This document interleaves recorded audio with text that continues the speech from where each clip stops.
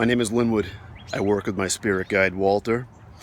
If you like mysterious things, the unknown, if you want to learn the truth, like and subscribe. I hope you enjoy. It is true that most, if not all, people who are watched or taken by ETs have a chip or an implant. They are about the size of a grain of rice. Human nerves tend to grow around them. They are used as a tracking device so the ETs can find us easily, and I think that they also use them to extract information, but that I'm not sure. Dr. Roger Lear used to remove implants or chips before he passed away in March of 2014. He was a foot surgeon. He agreed to remove an implant from somebody, thinking he would just do it and put an end to the whole thing.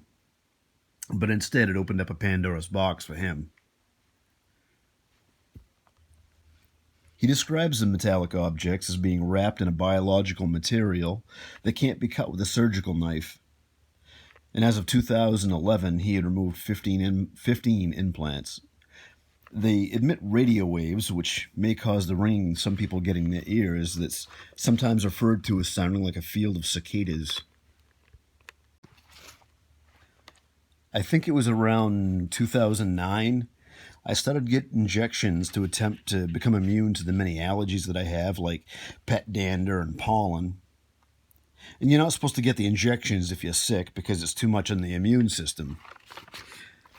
But I had a cold, and I got the injections anyway because I thought it was just my allergies bothering me, not the cold.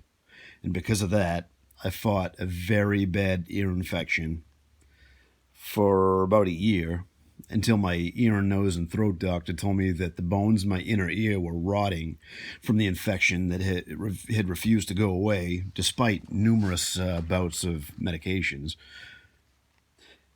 And he would have to operate on it. The day of the operation, I was given a sedative intravenously, and I did not truly go unconscious.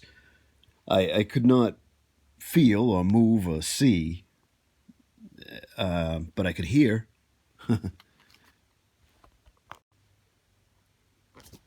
He was training a young woman that day. I had consented to let her watch and be part of the procedure. So my surgeon talked to her during the operation, telling her step by step what he was doing. He took the initial incision and folded my ear forward, gaining access from the back of my ear. I heard him tell her to tape my ear down out of the way, and after a few moments I heard him say, "What is that?" He said, "I've never seen that before." Meanwhile, I can't move, I can just listen. He said, "It's wrapped in nerves," and he hesitated. And he said, "I'll just leave that alone." He then proceeded, and I must have fluttered or moved my eyes or something, because then he told her to give me some more medication.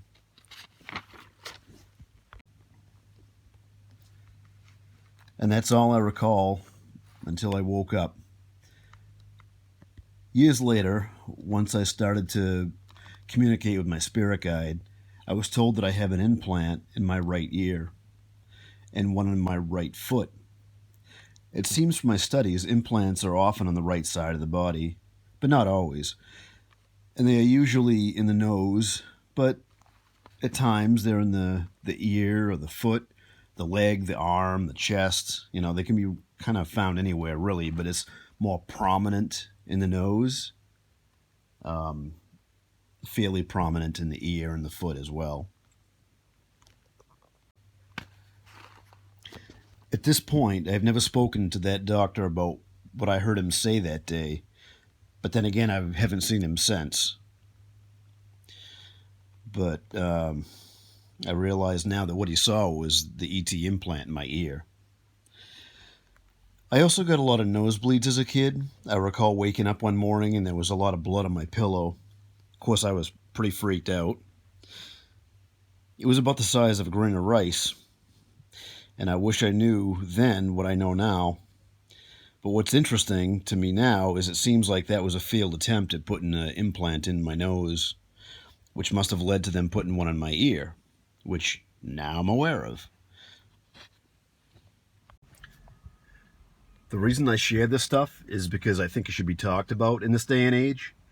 A lot of people have woken up and realized that ETs and UFOs are real, and it's pretty arrogant to think that we're alone in the world, universe, I should say.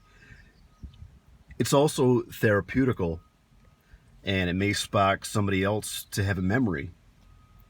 If you want to share your story, you can write it out or send me a video, and I'll put my email in the link below, and I'll see what I can do. I hope you enjoyed this. Good day.